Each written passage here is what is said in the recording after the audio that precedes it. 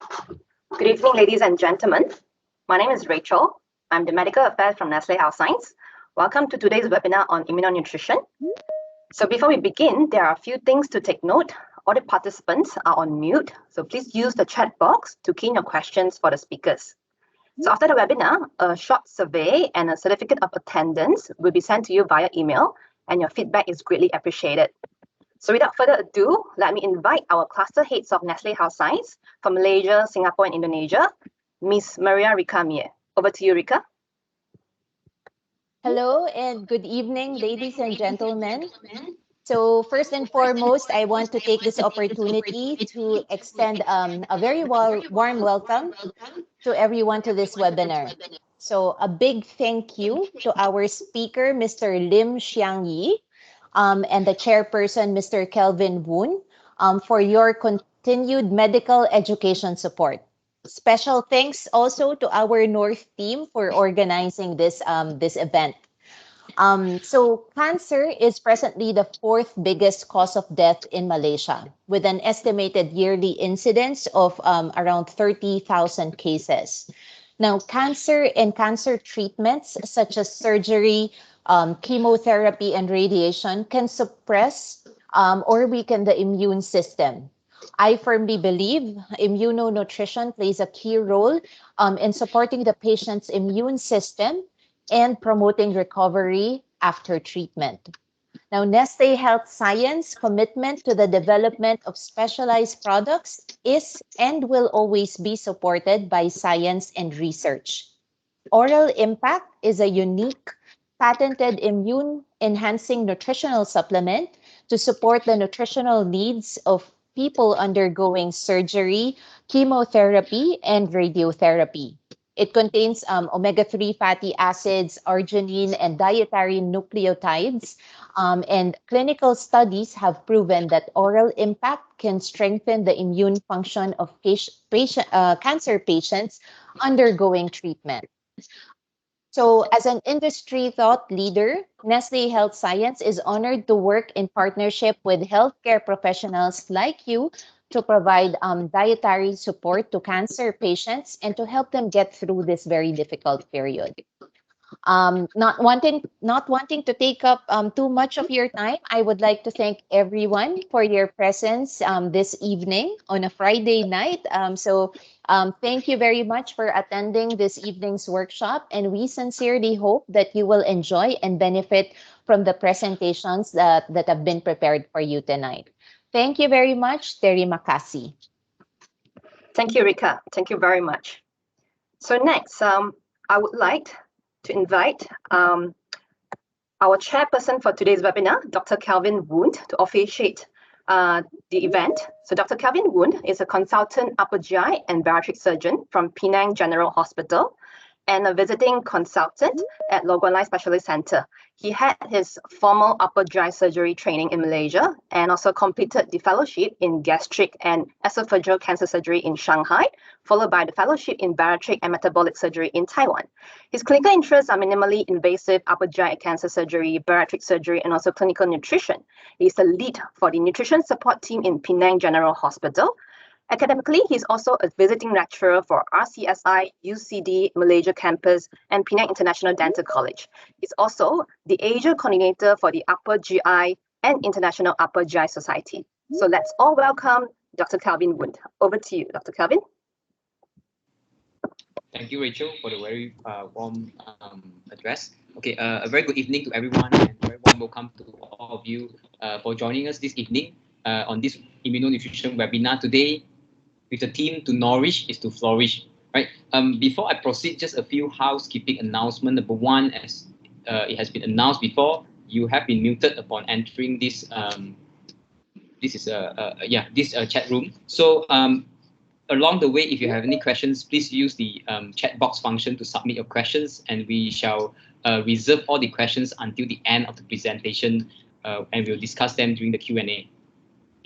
Second thing is thanks to the Nestle team. All right, they have a very power-packed program for you today, and there is a quiz at the end of this webinar. So the winner of the quiz, of course, will be given a 50 ringgit Grab voucher. So stay tuned for that. And lastly, as you may notice, this webinar is being recorded. So your participation actually serves as a consent for us to record you into this webinar for future use, right? So without further ado, I would like to introduce the keynote speaker today, Mr. Lim Xiang Yi, who is a consultant general and upper GI surgeon currently practicing in Penang Adventist Hospital. So he's a dear mentor of myself. So he was the head of upper GI National Service of Malaysia, and also the head of surgical department in Hospital Pulau Pinang before he joined Penang Adventist Hospital.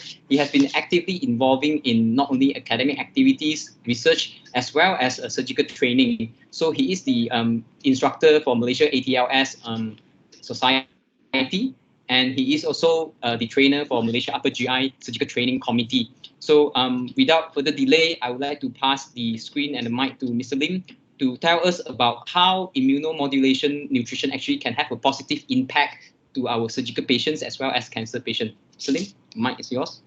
Okay, thank you, Kelvin, for the kind introduction. I think I must say that Kelvin have done very well in his training, and I'm proud of him. And I also would like to thank National Health Science for this opportunity to share the talk on immunonutrition. And as you have mentioned earlier, immunonutrition is very important in our practice. I think in the earlier part, immunonutrition may not be something that have been very wide accepted, but over the years, it has been shown to be more and more scientifically proven. And Nestle has been actually approaching me to start to give these talks on immunonutrition quite some time ago. Initially planned for a physical meeting, but I think because of the current wave of pandemic, we can't have physical meeting, and I think with their perseverance, we managed to put up this webinar to share this topic. And today's topic is about immunonutrition. To nourish is also to flourish. So before we go into the direct topic of immunonutrition, this is my disclosure for the talk. Let us quickly go into the rationale of nutrition assessment and therapy. Why do we need to assess the patient nutritionally? And way back in 2010, when I started my nutrition support team, me and Dr. Wong, who was a surgical trainee, but now he is penolong timbalan pengarah in our Penang General Hospitals. We look into cross-sectional studies of over a 3 months period, all surgical patients admitted to surgical ward. And we try to assess them nutritionally and look into their BMI. And we found that in these studies, the BMI has a very poor correlation with the clinical nutrition of the patients. And even those with a normal BMI of 18.5 to 27, there's up to 36% of them, which is 21 plus 4, is actually having a nutrition at risk based on this subjective global assessment for nutrition status, right? At risk means state grade B, and C is severe malnutrition. Even those who are obese, with BMI more than 27, up to about 16 to 18% of the patients actually malnourished based on the score.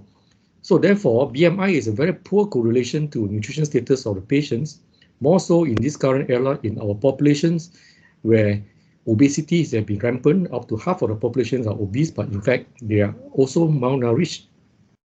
So malnutrition actually is a syndrome. It's not only about undernutrition for chronic starvation or due to chronic diseases or due to acute disease or injury, but it's also rampant in obese patients, because in obese patients, they have this concept of sarcopenia, obesity, loss of muscle mass.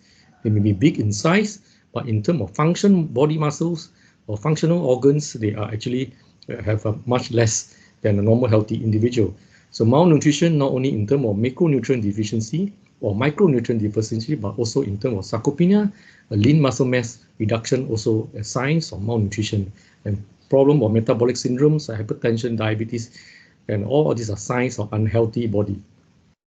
So at a glance, a nutrition assessment can be as simple as taking a diet recall. Basically, this is what our dietitians are very good at.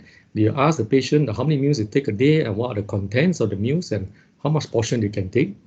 And a more objective assessments tools do not only look at BMI, but look at the weight changes, the disease severity, how much a patient can actually take, function of GI tract, and other physical signs in terms of functional capacity. So the two most commonest assessment tools in the clinical hospitalized patients by the American group we call subjective global assessment score, And also the European group like to use this nutrition risk screening 2002. And the other two screening tool like this malnutrition universal screening tool is basically outpatient screening to identify patients who are malnourished. And this MNA mini nutrition assessment is used for institutional patients, particularly in the old folks home, to see which patient actually having nutrition at risk. So let us go in the hospital setting. This the ISPN or European group use this nutrition risk screening based on two components. The first component about screening. So any of the patient who have answered yes to these four questions, BMI less than 20, weight loss within the last 3 months, have a reduced intake, and patient have any underlying illness, these are the patients who need to be properly screened. Proper screening looking into the impaired status, right, in terms of weight loss, how much food they can take, and also the severity of disease. They score them. A patient with a score of more than 3 are usually having risk of nutrition deficiency, and those who score of more than 5 have severe malnutrition. Similarly, the American groups would like to use this subjective global assessment, the ASPEN recommendation. They graded according to A, B, and C. A is well-nourished, B is malnourished, moderate, and C is severe malnutrition. Is the rapid assessment tool. Actually, a patient who cannot take orally required tube feeding is automatically a grade C malnutrition. So having known which patients are at risk, we also need to know what are the basic components of nutrition for our patients. Our daily requirements is, if we look into calorie, average healthy individual require 25 to 30 calories per kg per day. Any patients who admitted to the hospital, they will have to able to take orally 60% of target calorie within the 5 to 7 days of admissions. And calorie not only about amounts, also the content of the contribution of macronutrients to the calorie, whether carbohydrate or fat. It can be, but in patient critically ill or patient with cancer with severe cachexia, it is advisable to have a higher percentage of fat as a source of energy compared to carbohydrate to prevent a problem with insulin resistance and hyperglycemia. So having said that, protein requirement is very important to maintain lean body mass in a patient who are ill, whether chronic or acute illness. They tend to have a loss of catabolic state and loss a lot of protein. Ideally, we should try to achieve 1 to 1.5 gram of kg per day of protein. And this nitrogen and non-protein calorie ratio is so important for patients who are critically ill. Patients who are very ill, we need to increase the protein requirement to have this ratio reduced to 1 to 100. And having said that, fluid electrolyte important, 30 to 40 ml per kg per day. We must correct the deficits, supplement the vitamins and minerals according to recommended daily allowances. Most of us will be familiar with this one. All of us who are healthy, sitting in front of computers today, familiar with this Ministry of Health. Try to promote healthy diet. We call it suku separuh. In a normal dietary, we are advisable to have half of the plates to consist of fruits and vegetables, quarter of is carbohydrate, and another quarter is source of protein. But in our patients who are sick in hospitals, it's not possible for patients to consume the normal diet as we have in our suku separuh. Therefore, there's a oral nutrition supplement may be necessary for some patients.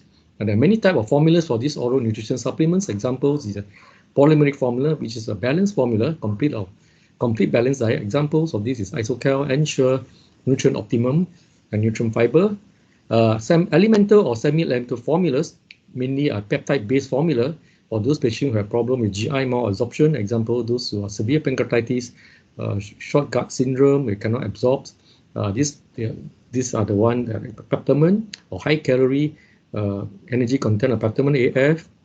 And targeted formula, like we're talking about today, is immunonutrients. So basically, in terms of ONS, immunonutrient is actually a targeted formula. So what is immunonutrients? Is basically we try to modulate our immune system activity or immune system response by nutrients or specific food items in the diet.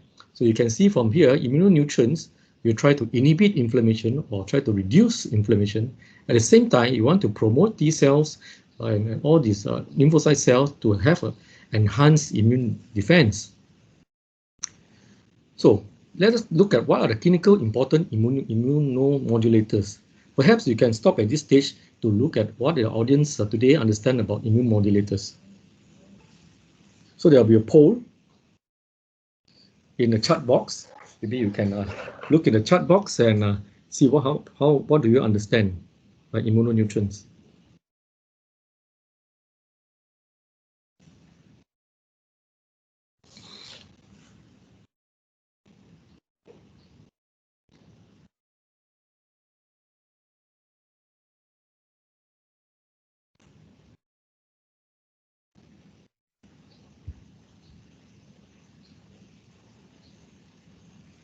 Don't worry, you can click the response, see what you have in mind for now. This is not a quiz, right? The quiz, this will not be any prize, but we want to see how our audience here understand about immune modulators before we move on.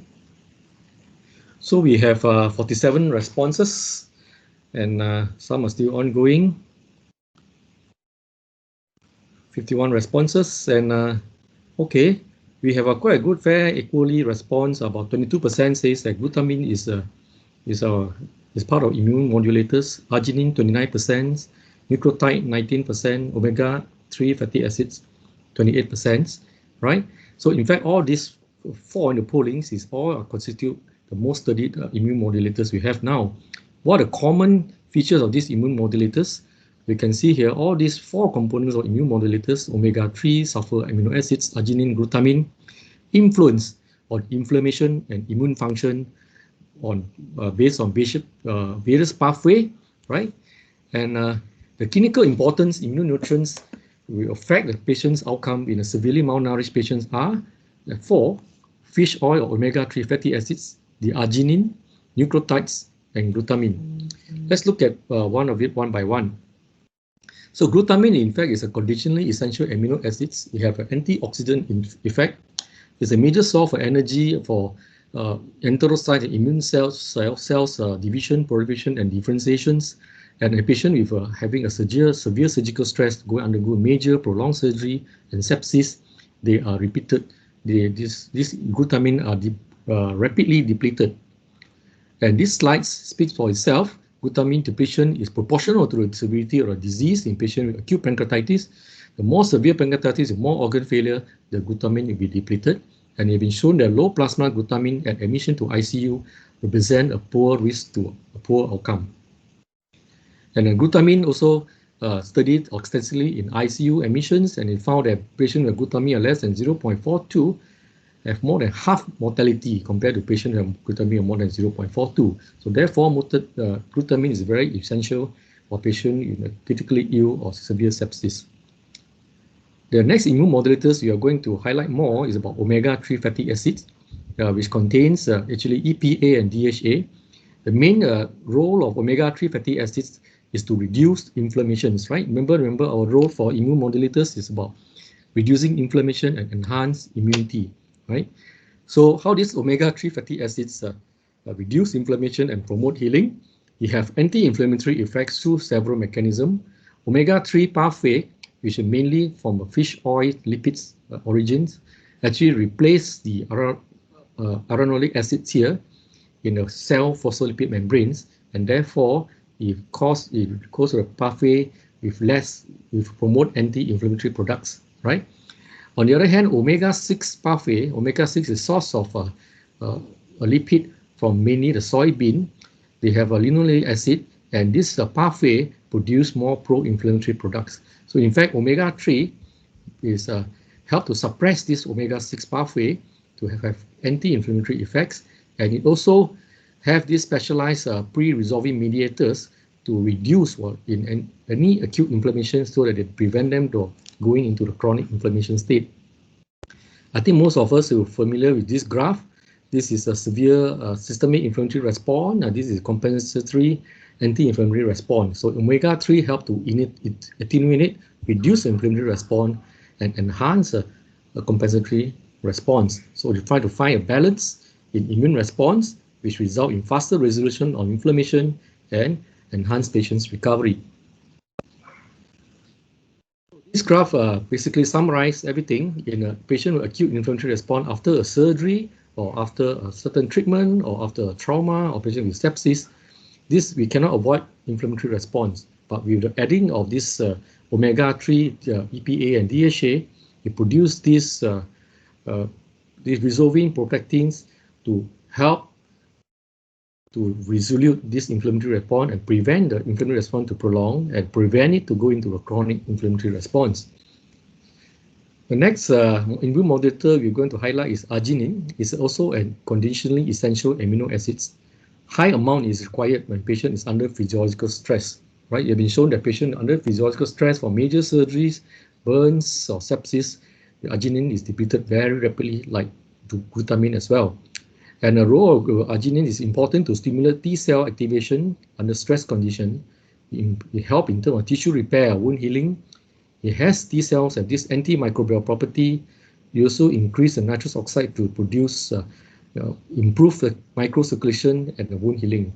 And therefore, in surgery and trauma, the level arginine level drops significantly, and he reduced T cell functions. You have reduced nitrous oxide and therefore reduce tissue perfusion and reduce wound healing.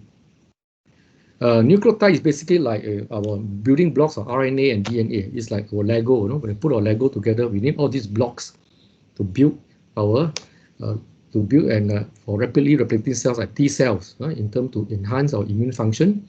It also promote intestinal integrity, humoral immunity, and require for cell proliferation. And this nucleotide, where is it? Can we find this nucleotide in our body? It can be synthesized de novo by our body, right? Or it can be salvaged from any digested nucleotide acid through absorptions of the upper region of the small intestine.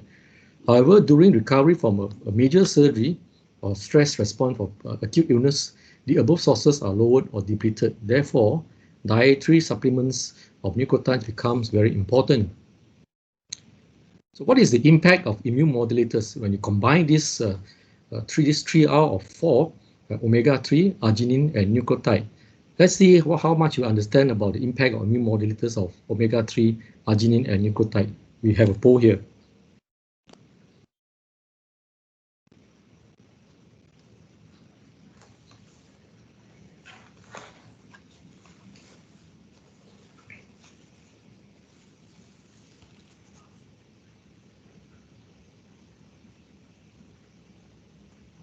Actually, you can answer, you can give more than one answer.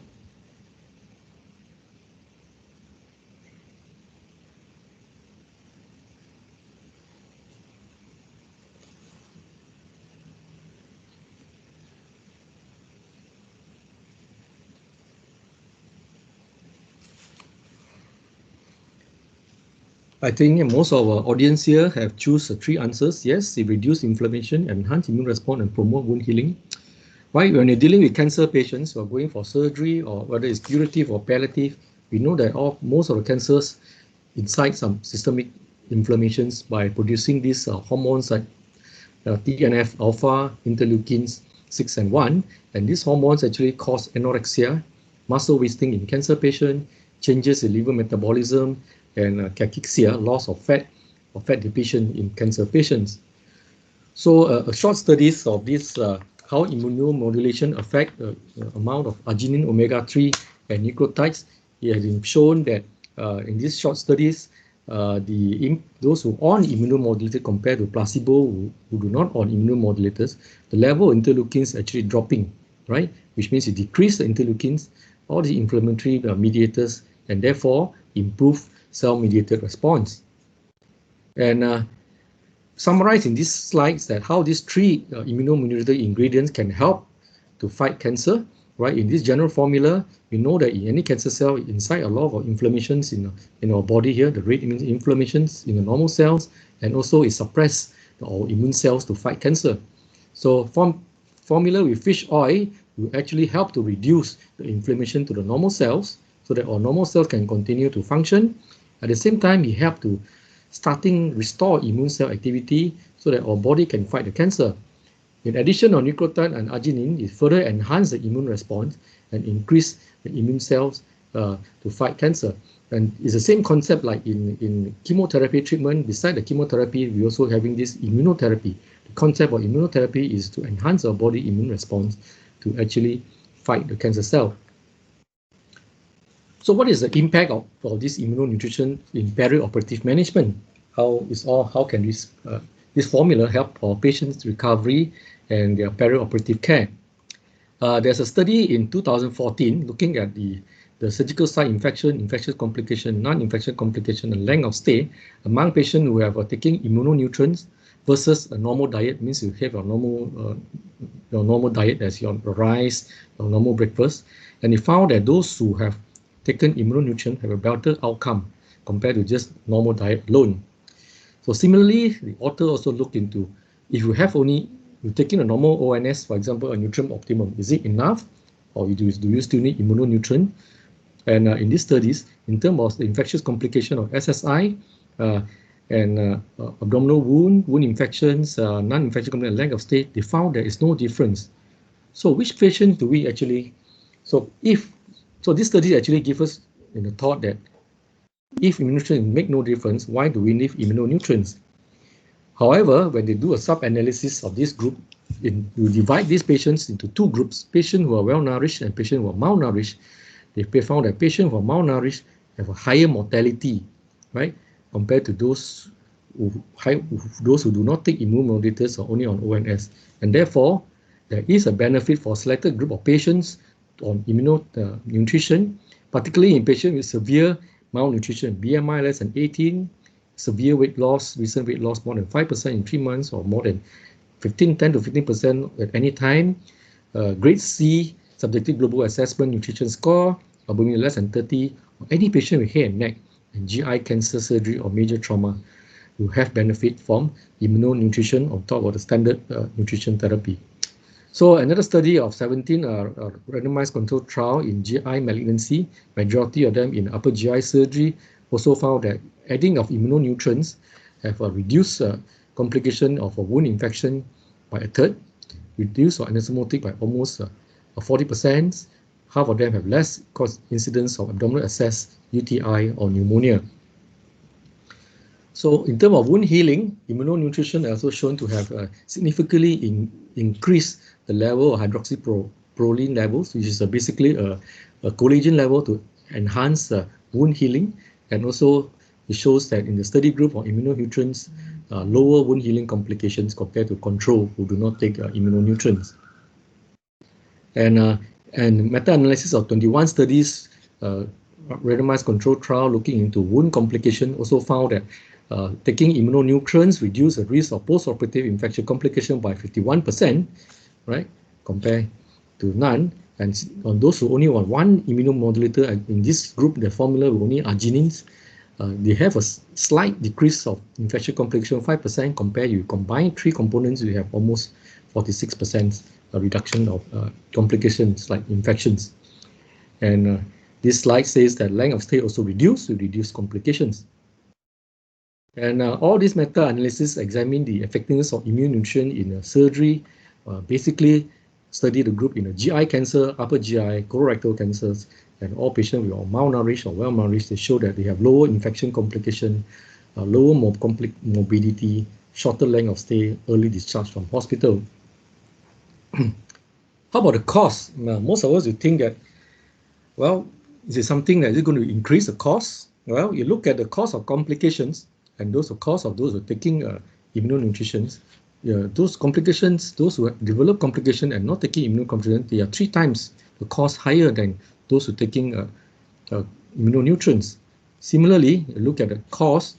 Actually, the cost of adding immunonutrients is only very subtle, very limited, compared to the cost of developed complications, which is much higher. And therefore, immunonutrients is only not about cost, but it's an investment, right? So, how about the context of immunonutrient in enhanced recovery after surgery? Can it enhance recovery after surgery? So let us look at the poll, how much we understand about enhanced recovery after surgery.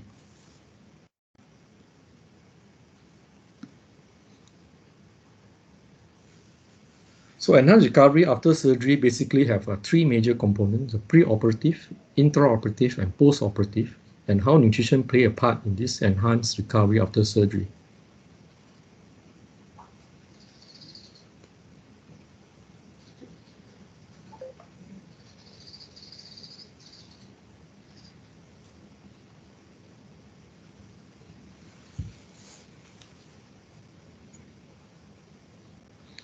Okay, preoperative optimization, nutrition, carbohydrate loading, early food intake and mobilization, fasting after midnight.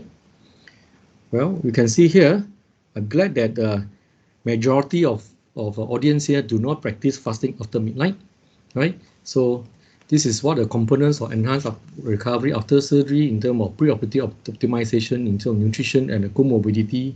Counseling is very important to prepare patient mentally for any major surgery, early food intake, avoid preoperative fasting, and use carbohydrate loading.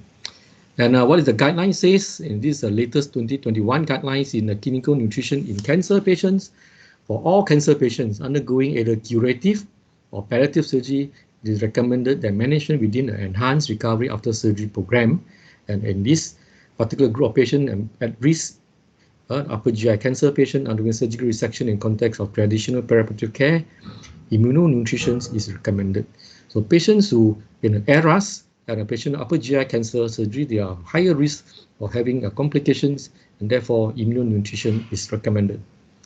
These are one examples of ERAS for gastrectomies, divided into pre, intra, and post.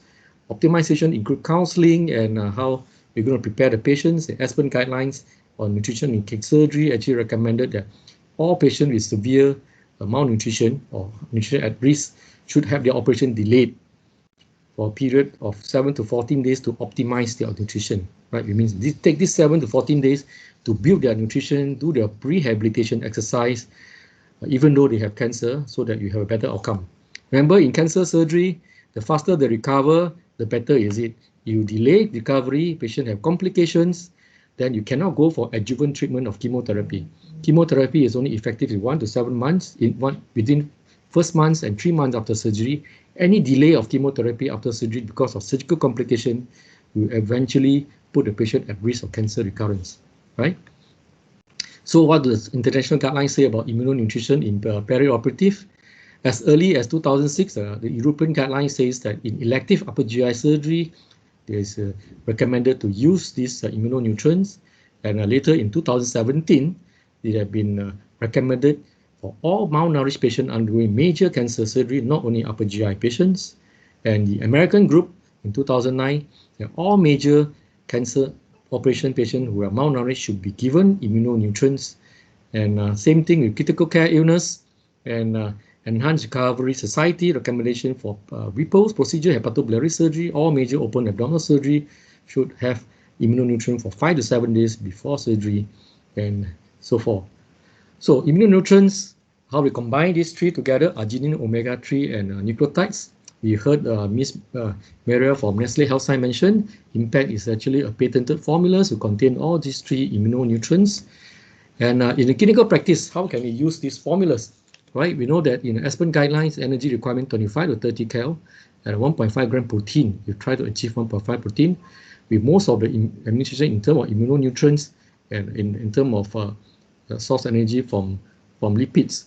So for 60 kilogram patient, cancer patient, you try to achieve 1,005 to 1,008 kilocal, 90 gram of protein per day. Conventionally, without the formulas or immunonutrients, if you give ONS, like nutrient optimum, of 3 servings a day, most patients will tell you that you take 5 servings a day, they find very gelat, they cannot eat, very difficult to take without any other thing. So a lot of time the compliance to ONS is only about 50% for cancer patients, right? So they can only achieve 750 kilocal, 30 gram of protein. So in the past, you always add these modular proteins, right? You add 11 scoops, how much can we get? You get only 55 gram of protein and the calorie very low of only 286. So we cannot achieve energy and protein gaps here. So with this immunonutrient formula combined in an IMPACT formula, you can see here we can actually achieve the calorie of 900 from Immuno Plus 700. So this is actually enough to fill the energy and protein gap with oral IMPACT and also with the recommended immunonutrients. So therefore, immunonutrients dosing for oral IMPACT is 3 sachet or 3 packs per day for 7 days before and 7 days after. So in the context of enhanced recovery after surgery in a preoperative stage, right? 7 to 10 days, that's why I put it 2 to 3 weeks prior to counseling, nutrition assessment, you give them ONS, right? Build up the nutrition. 7 days before surgery, you add in immunonutrients, we consider arginine, EPA, fish oil, nucleotides. And after surgery, as soon as patient and allow enteral feeding, whether orally or tube feeding, you resume the 3 sachet a day or 3 packets a day impact, and this continue for 7 days or until patient can take normal diet. So sharing experience of the use of impact in my personal experience as upper GI surgeons, we do a very high risk upper GI surgery, in particular in esophagus surgery. Anosmotic rate can range from 25 to 30%, right? But we can keep the mortality rate to below 5%, right? One of the way is prepare the patient well, select the patient well, do the surgery well, and manage the complication well. So this patient is 60 years old from Labuan, right? He actually have a leak in the esophagus after in the anastomosis in the mediastinums, but patient do not have any problems or severe leak. He stay in the normal wards. In those days, you don't have ERAS. Patient with this type of leak will end up with ICU, ventilated, and increase the cost of care. So this patient actually, the whole cost of stay in 4 weeks in the hospital, despite a leak, it only in normal ward. He doesn't have to return to ICU, and he celebrate birthday with his wife here with a piece of cake while he's celebrating with impact nutrition. So another example here, nutrition and exercise, prepare the patient well. In the geriatric populations, we see more and more elderly patients require surgery. And this is one of the patients who have a gastric cancer. She is 80 years old. Sorry, she's 84 years old, right? We give her ONS 10 to 14 days before surgery. We supplement with impact 7 days before surgery, extensive rehabilitation exercise, post-op, this is the HDU, and return to home for Chinese New Year after 14 days, right? You have an oral impact, ONS, before and after surgery. Compared to this, another patient who have been rushed also, this patient is much younger, he's 80 years old, gastric ulnar obstruction, rushed to surgery within 3 days of diagnosis, and stay in hospital. Now it's almost 1 month, 4 weeks, multiple complication, pneumonia, right, re-laparotomies, and still in ICU. How about oncology management, the role of impact in immunonutrition for oncology treatment? We know that cancer produces inflammation and also affect our immune response, right? And this one also, by inflammation, is affect our appetite, cause anorexia, cause weight loss, fatigue, and depression. And getting sufficient amount of nutrients for a cancer patient can be very challenging when appetite is poor. This poor appetite, or called anorexia, will increase the risk of malnutrition, and the prevalence is very high among cancer patients. About 40% of them at consultation oncology clinic have anorexia. 46% along the course of treatment for oncology treatment, chemo or therapy, they have anorexia, they cannot eat. Advanced cancer, almost 60% of them have problem with anorexia or appetite. Not only that, they also can develop side effects from cancer treatment. They don't have appetite to eat. The cancer make them very weak. But with chemotherapy, they may possibly develop this nausea, vomiting, worse appetite, mouth, throat, taste change, fatigue, anemia, low white cell count, and predisposition to infection. And across the board, all cancers, lung, pancreatic, esophagus, advanced colorectal, breast cancer, weight loss, and cachexia are associated with reduced survival. So the role of immune nutrition support in cancer patients is very important, because we know that all chemotherapy patients, eventually at some point in their treatment, they may develop neutropenia and therefore increase their risk of having infection. So poor cancer outcomes are predicted by markers of systemic inflammatory response.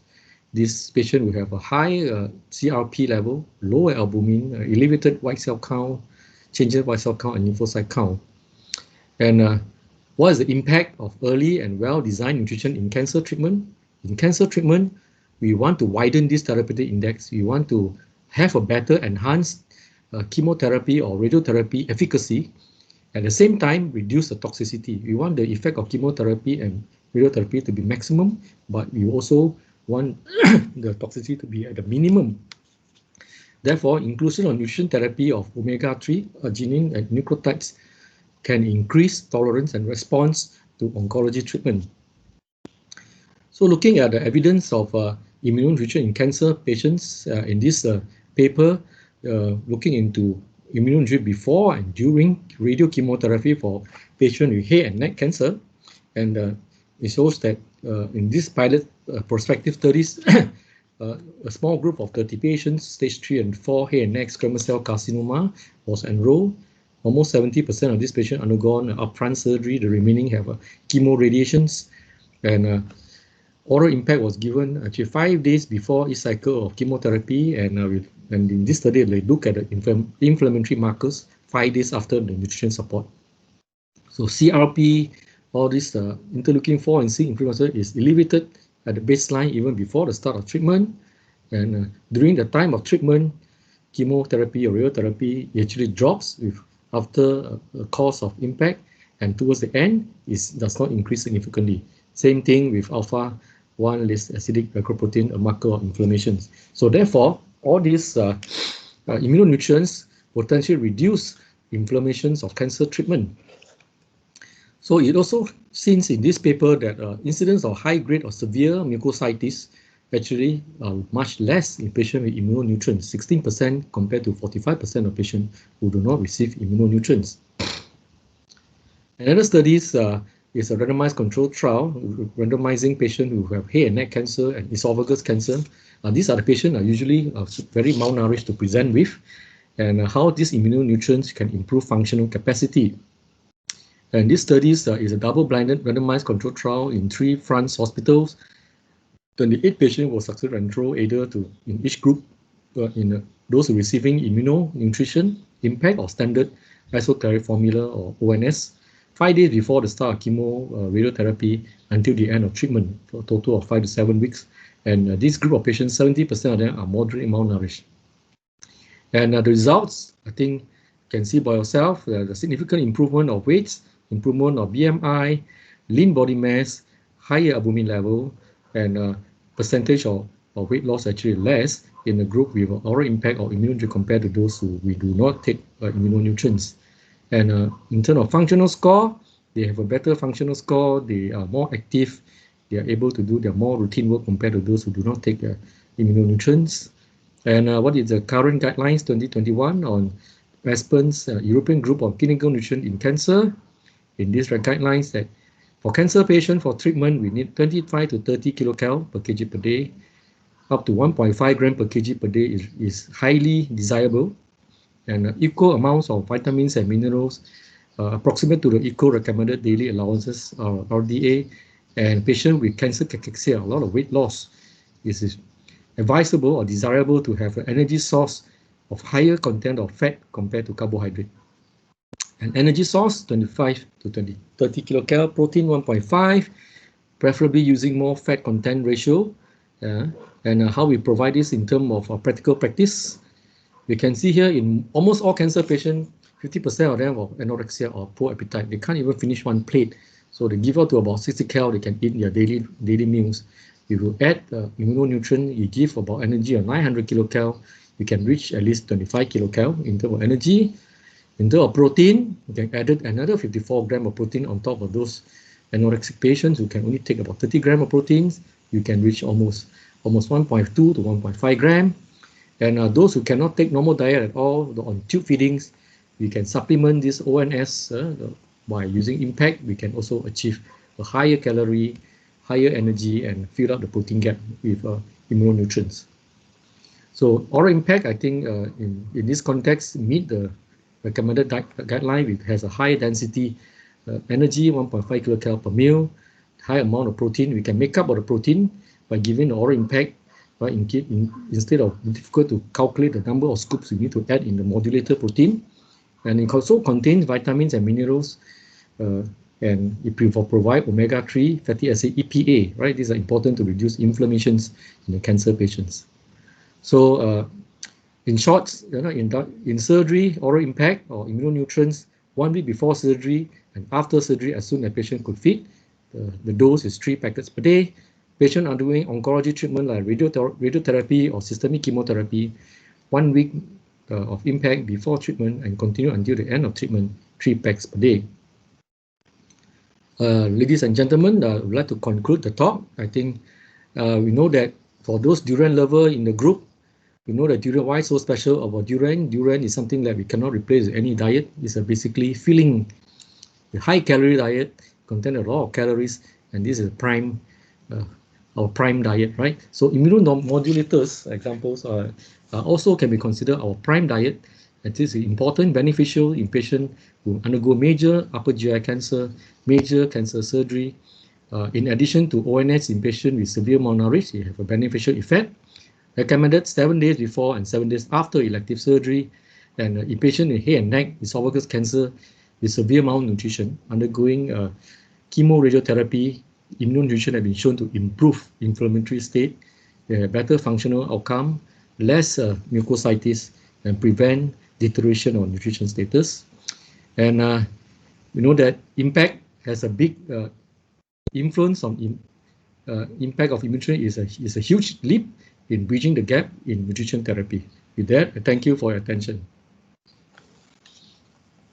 Thank you, Mr. Lim, for the very comprehensive presentation, and it's very enlightening for us to know more about the importance of nutrition and especially immunonutrition for us to help our patient and to improve the not only surgical outcomes but also for patients with cancers that are going for chemo or radiotherapy, as well as for patients with any chronic diseases. So just a reminder for all of you, if you have any questions that you would like to ask Mr. Lim, please kindly use the chat box function on your screen and submit your questions to us, right? So probably I'll start the ball rolling first. So the first question probably to Ms. Lim is a very common question that we encounter in our clinical practice, especially in a hospital setting. We always use albumin level as a guide for us to gauge the patient's nutrition and even to gauge their response to the our nutrition care plan. What is your view on this, and what are the subjective, what are the more objective way of us assessing patients' response to our clinical nutrition care plan? All right, thank you, Kevin. I think there's a very relevant questions in our clinical practice. Albumin, you know, they have a half-life of 21 days. So whatever is depleted, the result that we get today is actually reflecting on what happened almost more than 3 weeks ago. So it's basically half-life of 21 days. Albumin will not go up very fast if you given nutrition support. So albumin only as a baseline assessment of patient with malnutrition. So you say albumin is low, you know the patient to start with is very malnourished. That's only the take we can have. So to monitor response of preoperative nutrition after you start the 7 to 14 days preoperative nutrition is more important to look at the function of the patients. How well patient can do his basically his tri-flow with spirometry exercise, how much patient can walk, right? We can also, those who have this dynamometry, we can test the grip of the patients. We can do that. Sometimes we can also measure nitrogen balance by measuring the urine excretion of proteins, and also there's a formula on that. But I think clinical functional or capacity of the patients is more important to as a gauge of how good your nutrition support for the patients. Example, if a patient before the implementation of nutrition support, they can only barely get up from the bed, but after you introduce the nutrition support and the immune modulators, patient can walk more to toilet. There's a very good response. To me, that is more important than albumin level as a markers for nutrition response. Yeah, I totally agree with what Mr. Lim has proposed. I think we cannot just rely on a single parameters in the blood investigation. We got to assess the patient as a whole. I mean, their functional status is very important. And of course, it's even more important, not only about clinical nutrition, we have to rehabilitate them with also physiotherapy and exercise. Yes. So the next question is on how do we actually gauge that patient is actually responding to immunonutrition? Is there any like investigation or parameters that you look at to say that this oral impact actually have a significant impact on patients' immunomodulation? Yeah, okay, look at the studies I mentioned earlier on. A lot of times the studies, an earlier part of immunonutrition usage, they study the inflammatory markers like CRP, interleukins, things like that. But interleukins response and all these things are not practical in clinical practice. The only biomarker we can use is CRP. Basically measure the immune response, how the CRP go down. But sometimes by the baseline, if patient is CRP low, there's nothing for you to compare. So more important is the functional status after immune response, and that is the key for us. Okay, thank you. So we look at a reduce in CRP, and probably if pre-albumin level is available, we can actually look at the increment in pre-albumin in our patients.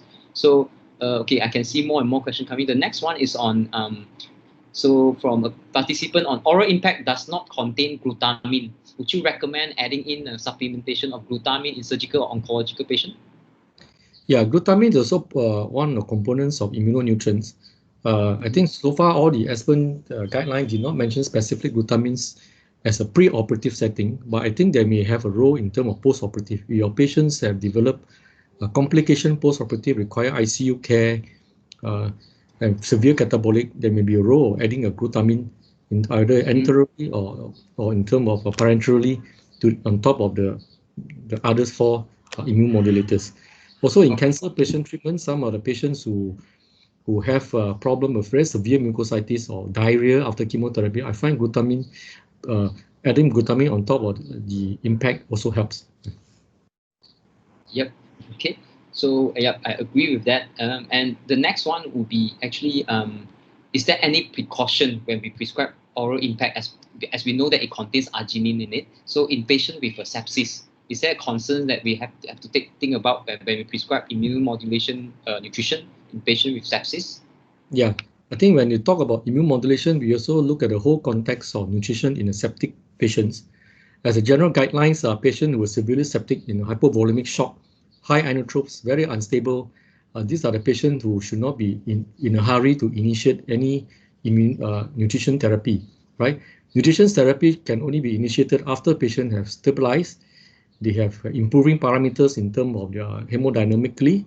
Therefore, I think it can be safely delayed up to 5 to 7 days after ICU admissions, and you can achieve 60%. So immunomodulators, I think, not in acute setting, perhaps in the rehabilitation phase where patient is out from acute phase, there may be a role in terms of gaining muscle functions.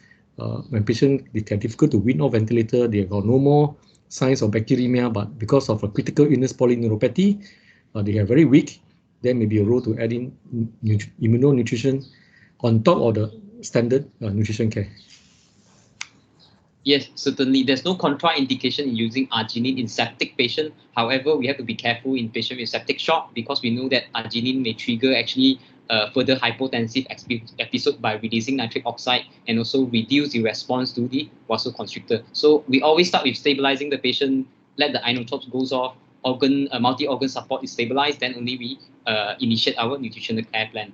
Thank you. So next one is on the hot topic now.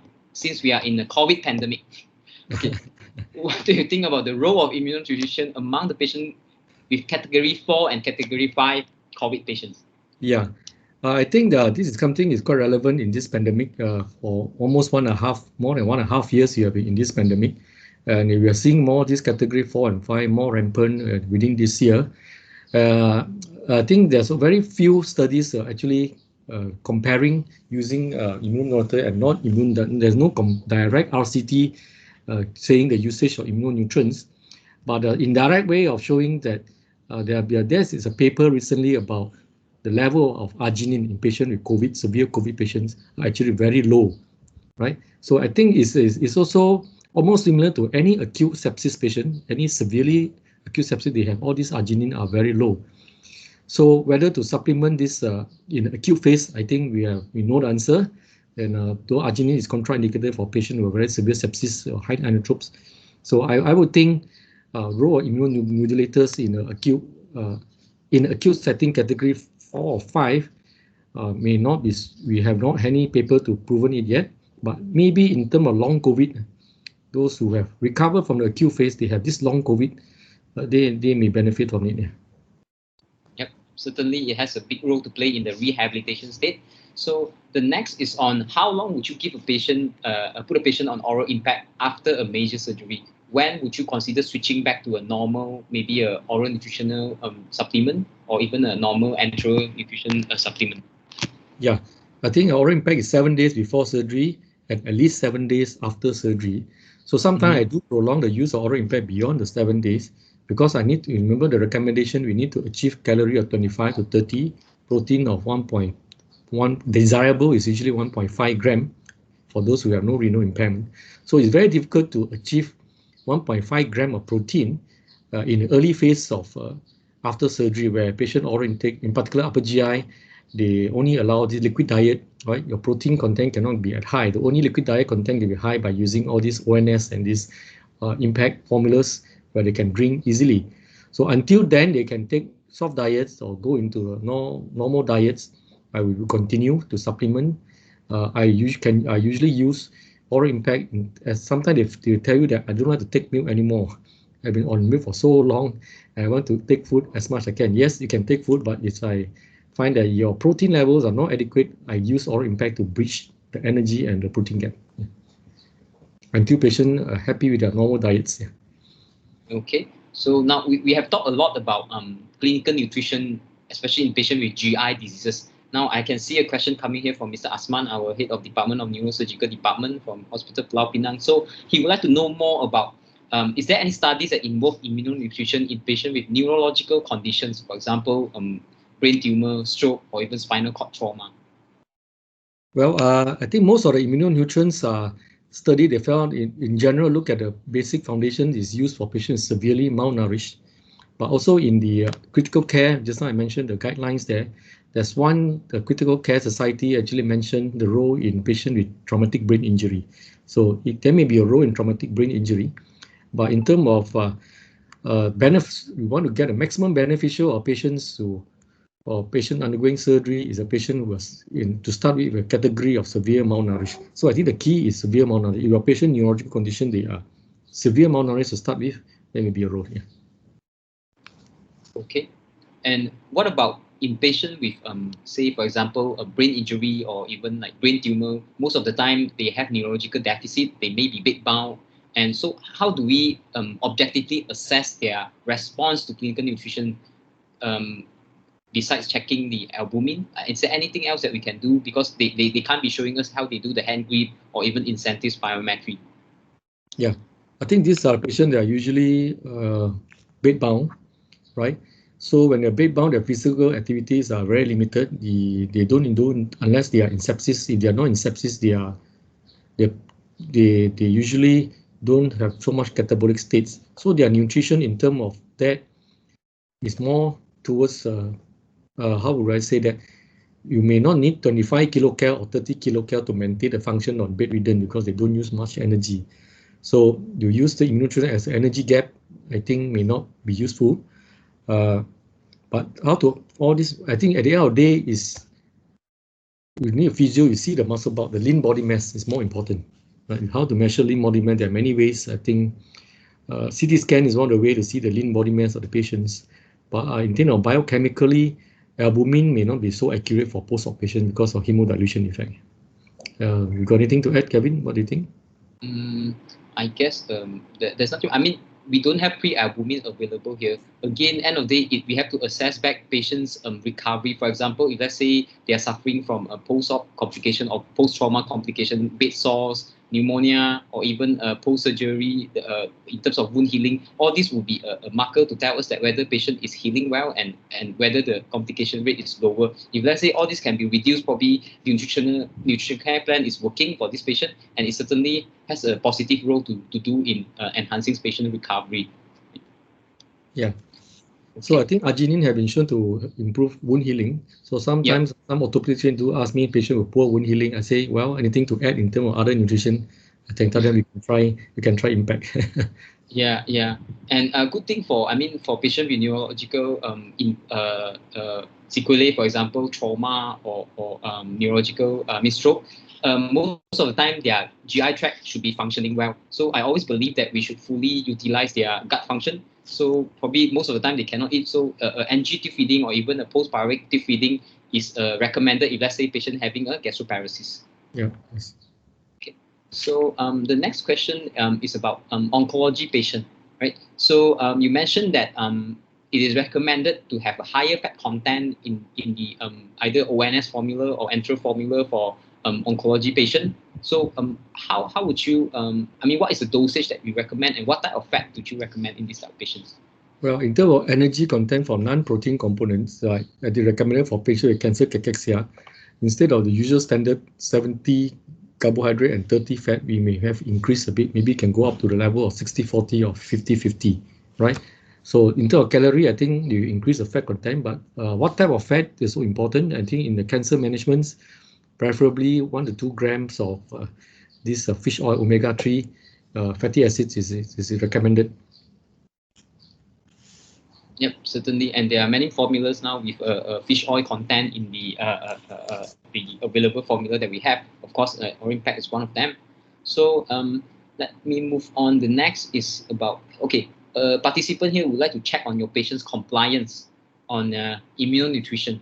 So on average, how do you find the compliance among your patients when you prescribe them oral nutrition? I think the palatability of the oral nutrition is very important, right? We know that certain oral nutrition, they taste like a bit, what you call that, the metal taste, right? They don't like it. So some of it, of this possible impact, I think it comes with many flavors now. They have the tropical fruits, right? Which most of my patients find that is very nice. And all this taste is basically contribute to compliance. A lot of time they do comply, right?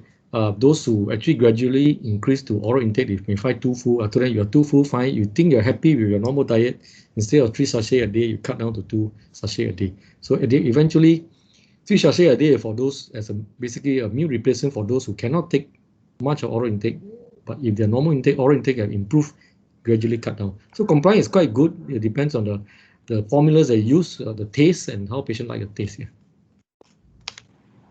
Yeah, and I find that sometimes to enhance the compliance of patient, number one, we can always, if they like something cold, a cold drink, we can always ask them to serve it chilled, right? Yeah. They can put in the fridge first and serve it chilled. Nothing is, if I always tell my patient, if let's say they like coffee, they can make a coffee oil and then add in the powder in to make it a cafe latte. So in a way, it helps them to take in 1 serving at least during the breakfast, during their coffee time. Yeah. And for upper GI patient, unfortunately, most of them is unable to eat. So most of them are on nasogastric feeding or nasoenteral feeding. And so basically, we can get away with them having this fishy taste of the immunonutrition. Okay. So the next one is regarding nitrogen balance, right? So of course, we aim for a positive nitrogen balance for our patients. But with the increased calories, urine and serum urea will also increase, causing a total reduction of net nitrogen balance. How often should we actually monitor the nitrogen balance, and what is the target to aim? This is from one of the participants. Yeah, I think nitrogen balance, and some centers do some measurements on that. But I find it can be quite a lot of work into it, and a lot of calculations involved. And nitrogen balance also depends of your body, your correct the excretion rate, your renal functions, how much you tolerate. There's a factor that you presume, right? So sometimes all this presumption can be difficult in different clinical scenario. For me, nitrogen balance, it may be in terms of pre-op, but in terms of patients who ICU care, these things is difficult because the sum of the loss are higher than expected when the factor that you use to calculate. So nitrogen balance only used as a pre-op. I think for studies wise is yes, but clinical wise I would go for functional status. Yeah. So I think you give too much also, your body try to hemostasis and get more out. At the end of the day, the functions, clinical functions or clinic is more important. Yeah. Yep, I agree with that. So probably I'll take the last 2 questions because we are running out of time. We still have a quiz for all of you to win some prizes. So now we move on to another perspective of patients that we may see. These are patients with chronic medical illness or medical diseases. For example, there's a question on whether immunonutrition is useful in patients with chronic kidney disease or even end-stage renal failure patients. Okay, I think using in this context, why you must ask ourselves why you want to use immunonutrition. We know that immunonutrition is reduce inflammations, enhance immune systems. So what you want to achieve for this patient with CKD and end-stage renal failure, if they do not have problem with wound, then I think they should just stick to the specific renal formulas unless there's specific clinical indication. Remember the last slide I showed, immunonutrition is to fill the gaps that you need to fill up. Is there any gaps in this patient with CKD that you think the current formula cannot fill up? Then you may want to consider using it. At the moment, I didn't come across any paper specific mention about CKD, but if other CKD, other conditions, for example, poor wound healing, concomitant cancer, that can be a consideration because these are the patients who may go on dialysis, right? And also, I think the protein, total protein intake a day is something that we need to watch out for patients who's on CKD and also on end-stage renal failure. We have to plan their protein intake to cater during their dialysis day. Right? So I'll move on to the one last question, perhaps. Yeah. So again, it's about oral impact in neuromedical illnesses such as mitochondrial disease. So what do you think? I haven't came across any specific disease specific for impact for mitochondrial diseases. I think perhaps Nestle would not look into any studies on this, but I didn't came across on this specific disease conditions. But at the end of the day, I think the use of oral impact based on clinical scenario and also whether the needs to fill up the energy and the protein gaps. That's usually my usage in my clinical usage. And of course, you worry about protein, but bear in mind, patient on dialysis, they actually need higher protein during the day of dialysis. So you can actually prescribe it during the day of dialysis. You give higher protein. Because dialysis is a catabolic condition. You make them to the wasting stage during every episode of dialysis. Yeah, certainly. So I guess I tried to answer all your questions here in the chat box. There are actually a few more coming, but I guess we have to move on to the next session, which is more exciting and more stimulating for you all to win some prizes. So I'll pass the screen next to Rachel. She will be conducting the quiz session. Okay, so Rachel, the screen is yours now. Thank you very much. Thank you very much, Mr. Calvin, and also thank you, Dr. Lim, as well, Ms. Lim, for the very insightful discussion during the Q&A session. So coming up next, we'll be having this quiz session, which also allow us to recall all the key points that Mr. Lim has discussed during his lecture. There will be a total of 6 questions, and you are given 40 seconds to answer each of the questions. So to make it more exciting, the top 8 participants who answer correctly at the fastest speed will receive a Grab voucher worth 50 ringgit. So how to join the quiz? So you just have to scan the QR code or click onto the Slido link at the chat box. But may I kindly request you to use the same name that you joined this webinar platform so that our team can reach out to you, to the winners, to redeem the vouchers. Yep, so just let's wait for a while for all the participants to start keying their names, and we will begin the quiz very soon.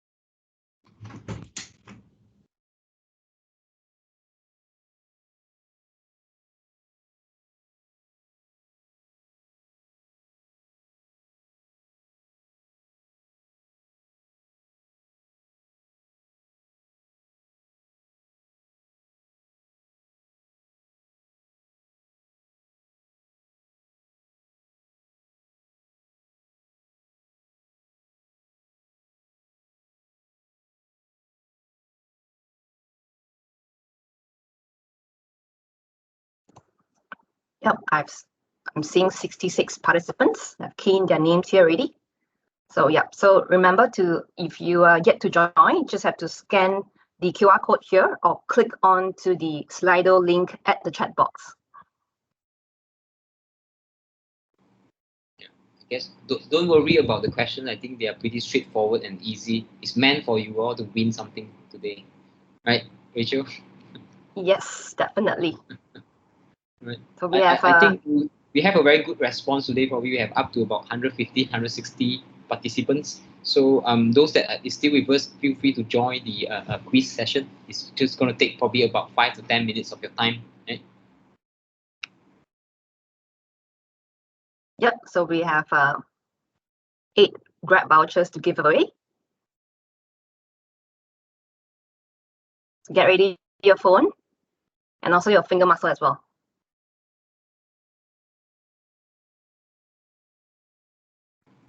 We will start Probably the quiz shortly. each of them should have a cup of oral impact before they do this.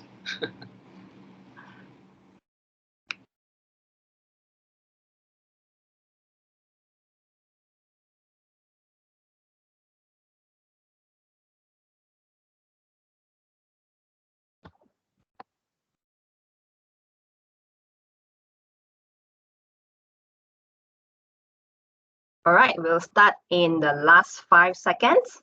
5, 4, 3, 2, and 1.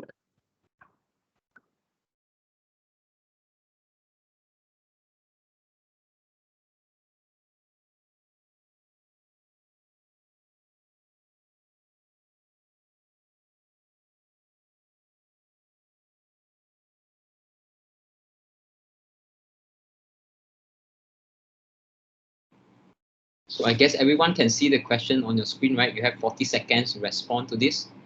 Immunonutrition goes beyond treating malnutrition. It modulates host immune system and inflammatory response to surgical stress. Yes or no? So you have a 50% chance of winning.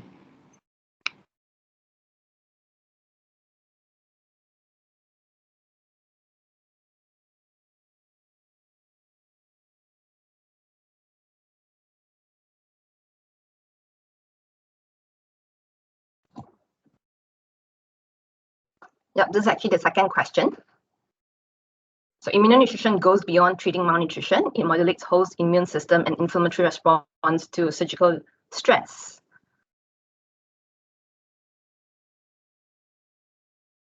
I think everyone got it correct, the first one, sorry.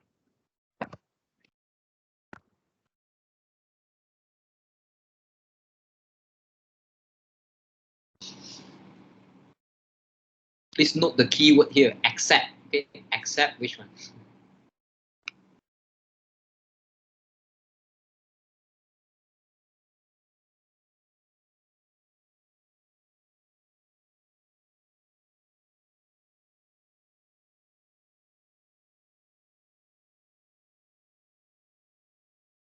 Last 5 seconds.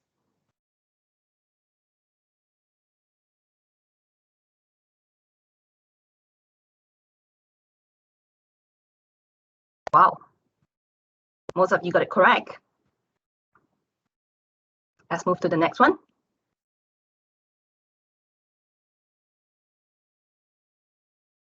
So please indicate 2 functions of arginine in oral impact. You may choose more than one answer. This was in Mr. Lim's slide, if you pay attention just now.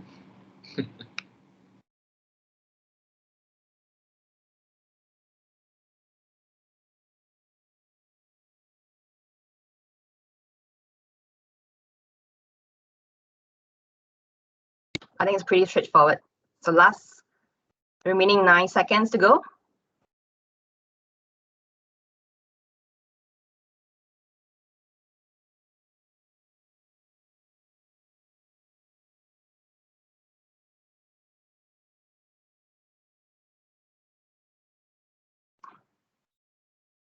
Very well. I think most of you got it correct. Yeah, someone may confuse with fish oil. Yep.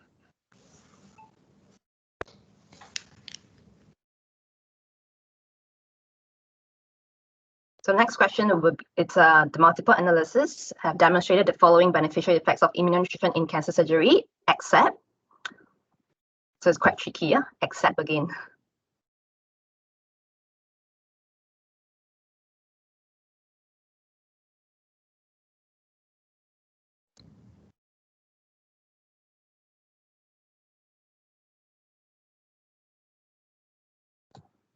Final 10 seconds to go.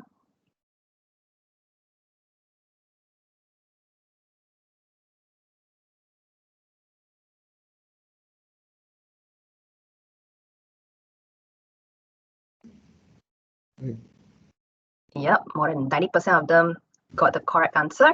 High pass rate. So next one.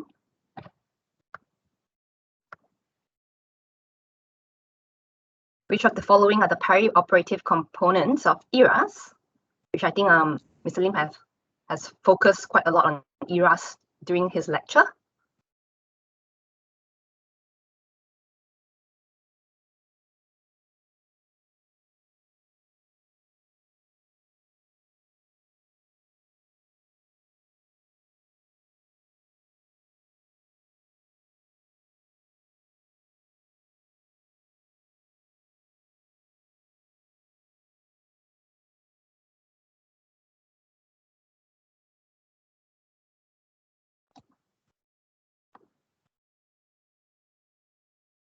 Wow, again, more than 90% got it correct.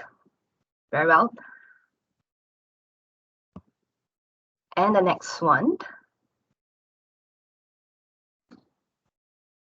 Which is the recommended dosage of applying immunonutrition in surgical patients? This is the last question.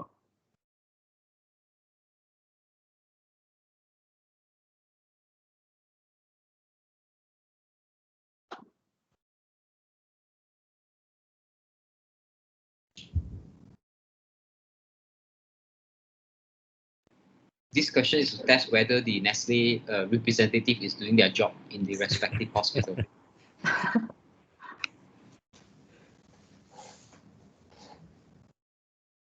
So let's see.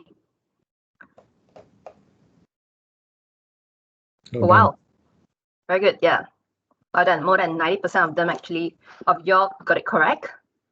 So let's see who are the winners. Can I invite Mr. Calvin to announce? Oh, sure. So the winner, the champion is Jessie Ng Suk Ning. Congratulations. Followed by Ho Pui. Wow, Ho Pui is my dietitian. Oh, well done. Okay. Was soalan bocor or not, Kevin? No. Followed by Amos Tan, Tan Lu Ting, and Wai Han Ng. We have 8 winners, right? Supposed to be. So there should be 3 more. Three more. Yeah, Rachel. Supposed to be 8 winners. Yep. Hold on. Let me get my team to.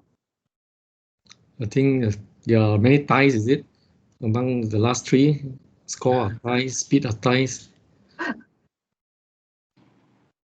Don't worry. We probably will identify the remaining 3 and we'll reach out to the 3. Okay. I'm so right. sorry. So, Yeah, because the slider couldn't load flash the out. other 3. All right. Yes, All right. exactly. Sure. Okay. Congratulations to all. All right, yeah. Congratulations to all the winner, and you may reach to your respective Nestle representative to claim your prize, right? So I guess we have come to the end of our webinar today. I hope all of you enjoy it.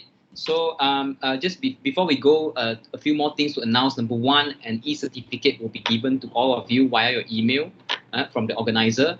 And second thing is we would also send you a feedback form. Please kindly feel free to send us back your feedback. It's very important to us for us to improve for the future webinars.